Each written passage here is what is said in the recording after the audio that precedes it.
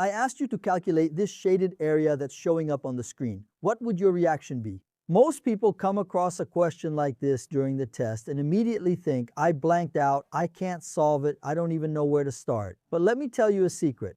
This question isn't difficult because of the math.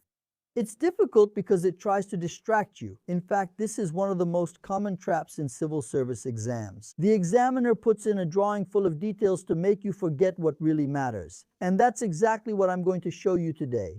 You will learn to solve this question in a few steps without complicated formulas. So grab paper and pen because after this lesson, you'll never look at a shaded area question the same way again. Shall we go to the board? Well, this problem is pretty straightforward, right? Here, look, the area of the shaded region indicated in the figure is equal to how much?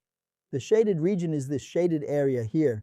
Now, looking at the options, it makes you a bit nervous, right? You see a bunch of numbers pi, but relax, take it easy. Let's go step by step here.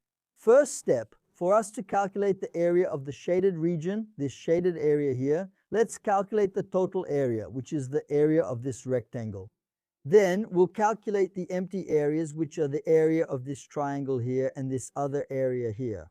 Well, to calculate the area of the rectangle, right, the formula is what? Base times height or side times side. So this total area that we've marked there will be base times height. If you want, you can use side times side. It'll give the same result. The base of this rectangle is this whole measurement here, 3 plus 4, which is equal to 7 centimeters, and the height is 4 centimeters, right? The problem already gave us that. So plugging it into the formula, the total area will be 7 times 4 base times height, 7 times 4, 28, 28 square centimeters. All right, we have the total area. Now that we've calculated the total area, we're going to calculate these empty areas. First, let's calculate the area of the triangle. The area of this red triangle that I marked to calculate the area of the triangle is base times height divided by 2. That's this little formula right here. Look, base times height divided by 2.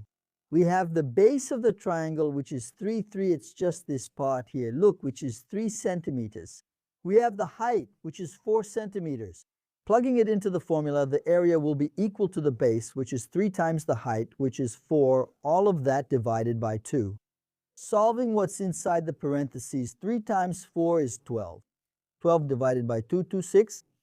We conclude that the area of the triangle is equal to 6 square centimeters. Well, now that we already have the total area, we have the area of the triangle, we still need to calculate this area here, look, that I marked in yellow.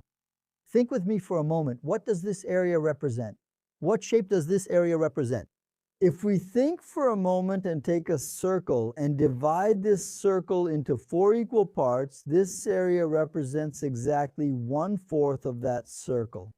It represents, in this case, this little part right here. Imagine a pizza divided into 4 equal parts, and you take a piece of that pizza to eat. This area represents exactly that, 1/4 of the whole pizza. So this yellow area represents 1/4 of the area of a circle. And how are we going to calculate this part, this 1/4 of the area of the circle? Well, to calculate the total area of the circle, we use the following formula, pi times the radius squared.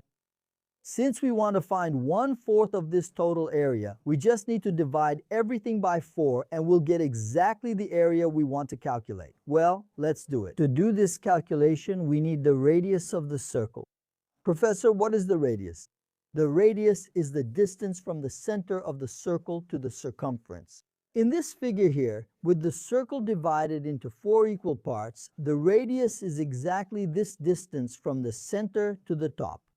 And applying that to the figure we're working with, you can see that this distance from the center up to the top of the circle represents exactly the radius of the circle. So, in the case of this drawing, our radius is 4 cm. All right? So, substituting the radius into the formula we have, let's put it here. Look, the area will be equal to pi times the radius squared. Isn't the radius 4? So, pi times 4 squared, all of that divided by 4. Well, 4 squared is 16, so pi times 4 squared is actually 16 pi. All of that divided by 4. This here is one part out of a total of 4 parts. So we divide by 4. So the area will be equal to 16 divided by 4, which is 4. The area of this piece that we want to find is equal to 4 pi, 4 pi cm2. Well, now that we have all the measurements we need, I'm going to clear the board here so we can continue. We already have here, look, the area of the triangle 6 cm at 2. We already have the area of a quarter of the circumference, which is this part here, which is 4 pi cm2. Let's take the total area, which is 20, that's 28. Let's subtract these empty areas. So the hatched area, the shaded area, will be equal to the total area, which is 20. That's 28 minus the area of the triangle, which is 6 minus the area of a quarter of the circumference, which is 4 pi, 24 pi. We can solve 28 minus 6. The hatched area will be equal to, so 20, and 28 minus 6 is 22 minus 4, 4 pi, we repeat. And that's exactly option D. Look there. The hatched area is 20. It's 22 minus 4p. And whoever chose option D got the problem right. Before finishing, I want to thank all of you. Thanks to our community, we made it into the top 20 in Brazil in the 2026 Best Award in the Education Influencer category. If my videos have helped you in any way, I ask for your support on this journey. You can vote every day, and the link is in the description of this video in the first pinned comment. Thank you for your kindness, trust, and being part of this achievement. Did you notice?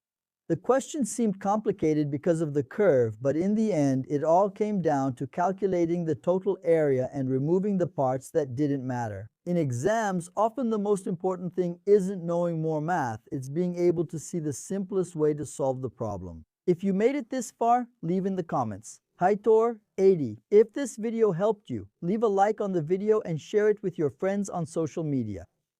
And don't forget to subscribe to the channel. Every week there are exam questions solved step by step. Big hug from Professor Robson Lyers. Mathematicamente for you. See you in the next class.